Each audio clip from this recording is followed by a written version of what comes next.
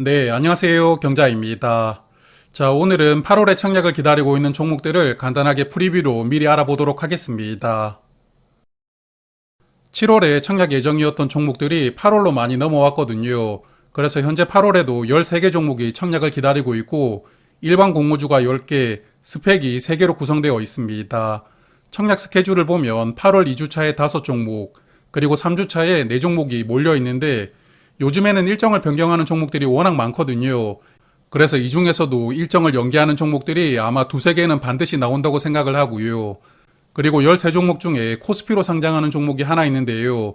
여기 빨간색 글씨로 써둔 전진건설 로봇은 코스피로 상장을 추진하고 있습니다.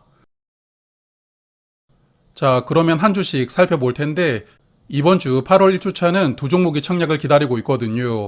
교보스펙 16호와 뱅크웨어 글로벌이 8월 1일과 2일에 같이 청약하는 일정이고요. 환불금은 6일에 돌려받으니까 환불기간은 4일입니다.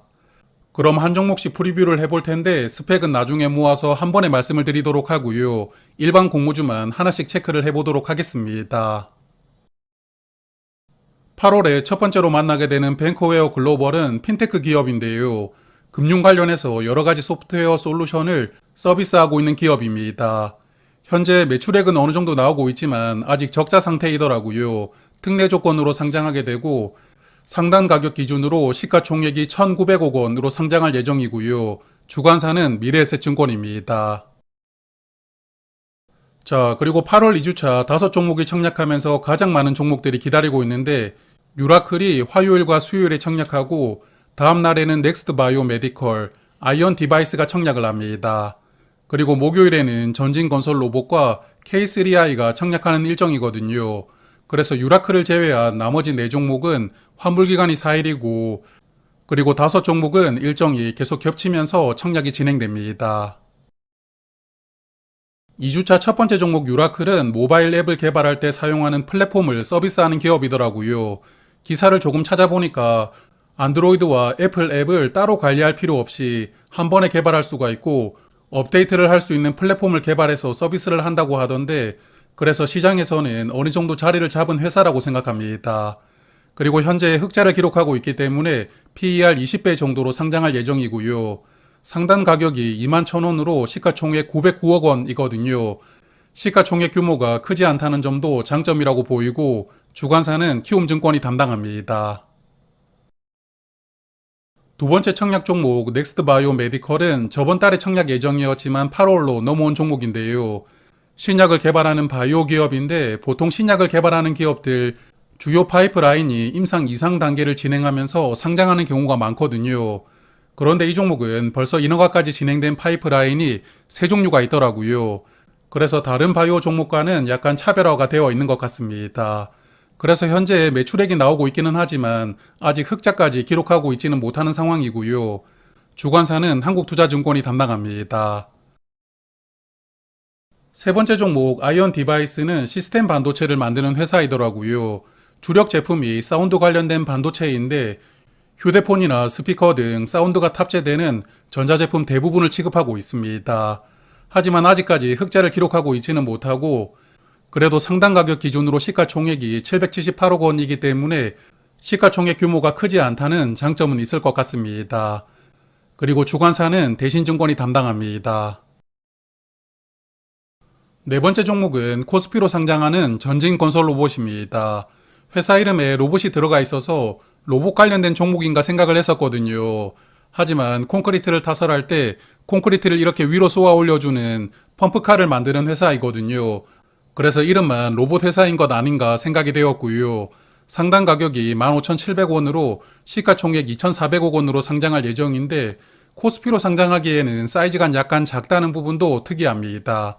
그리고 최근 실적 기준으로 PER은 8.2배로 상장할 예정이고 주관사는 미래에셋증권에서 담당합니다.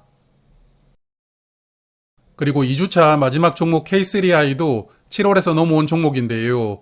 메타버스 관련된 컨텐츠를 제작하는 기업인데 XR이나 VR 등 소프트웨어를 제작하는 기업이거든요. 코로나 시절에는 메타버스 인기가 하늘을 찔렀지만 사실 요즘에 메타버스 인기가 대부분 사라졌기 때문에 이 종목은 어떨지 모르겠습니다. 그래도 메타버스 관련된 종목들이 대부분 적자이지만 이 종목은 약간 흑자를 내고 있다는 부분은 좋아 보이는데요. 다만 흑자는 흑자이지만 흑자 규모가 적어서 기술 특례 조건으로 상장하고요.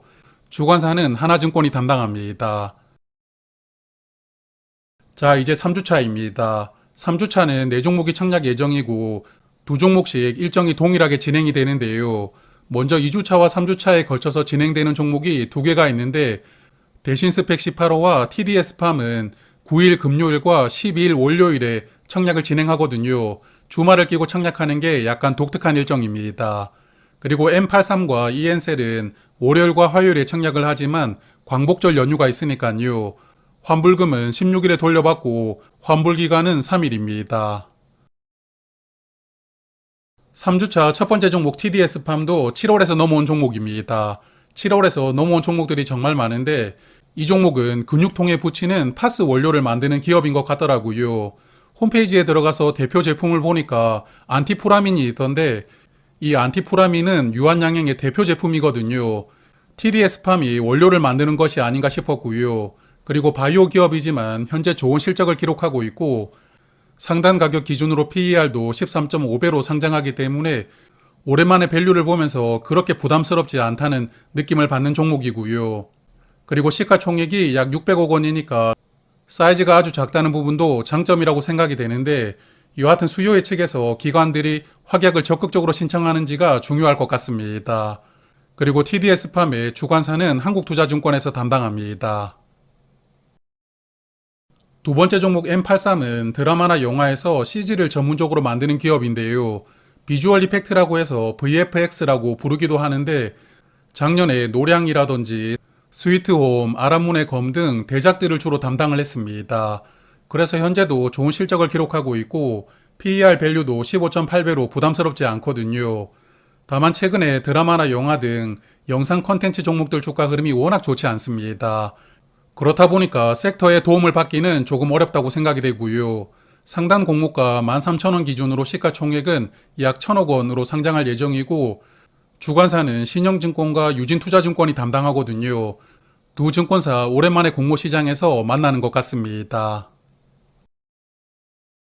3주차 마지막 종목 EN셀인데요. 원래 6월에 청약 예정이었지만 증권신고서를 정장하라고 요청을 받았거든요. 그래서 증권신고서를 8월에 등록하고 다시 청약을 기다리고 있는데 의약품을 위탁 생산하는 CMO 사업을 하고 있고 현재 실적은 적자이거든요. 기술 특례로 상장합니다. 다만 6개월 환매 청구권이 부여가 되어 있고요. 주관사는 NH투자증권입니다. 자, 이제 현재 마지막 청약이 등록되어 있는 4주차를 볼 텐데요.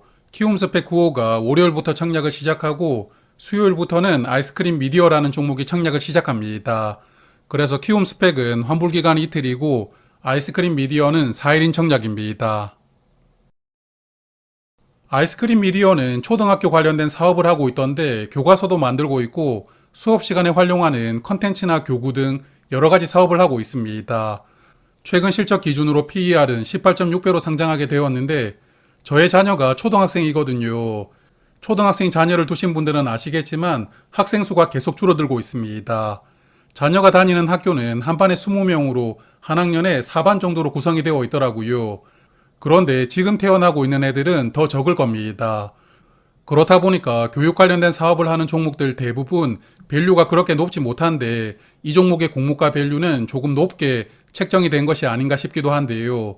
여하튼 상당 공모가가 42,000원으로 시가총액이 약 5천억 원으로 상장하는 종목이거든요.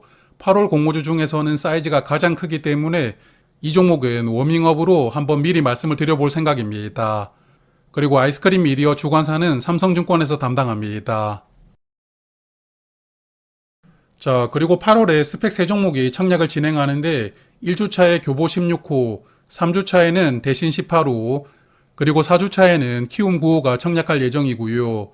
모집 규모를 보면 교보 스펙은 116억 원, 대신 스펙은 130억 원으로 중형 사이즈이고 키움 스펙은 60억 원으로 소형 스펙입니다.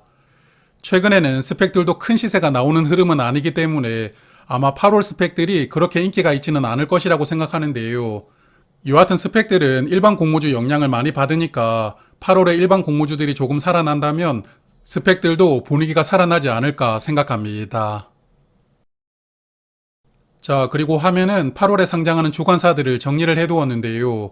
한국투자증권, 미래에셋증권, 키움증권, 그리고 대신증권은 두 종목씩 주관을 하고 나머지 증권사들은 한 종목씩 주관을 하거든요. 오늘 간단하게 프리뷰로 말씀을 드렸지만 8월에는 대박이라고 느낌을 받는 종목은 없기 때문에 이 중에서 꼭 필요한 증권사를 특정해서 말씀드리기는 조금 어렵고요. 어차피 공모주 투자를 진행하다 보면 이런 증권사가 모두 필요하게 되니까요. 여유 되실 때마다 미리 계좌를 하나씩 준비를 해두시면 어떨까 싶습니다. 자, 그럼 내일부터 산일정기를 시작으로 다시 일반 공모주들이 상장을 시작하거든요. 최근에 침체된 분위기를 조금 변화시켜주는 좋은 흐름이 나오기를 기대를 해보고요. 그런 흐름이 관찰되지 않는다면 8월에도 조금 보수적으로 청약을 판단하시는 게 좋을 것 같습니다. 그러면 더위 조심하시고 건강하게 8월 잘 보내시길 바랍니다. 고맙습니다.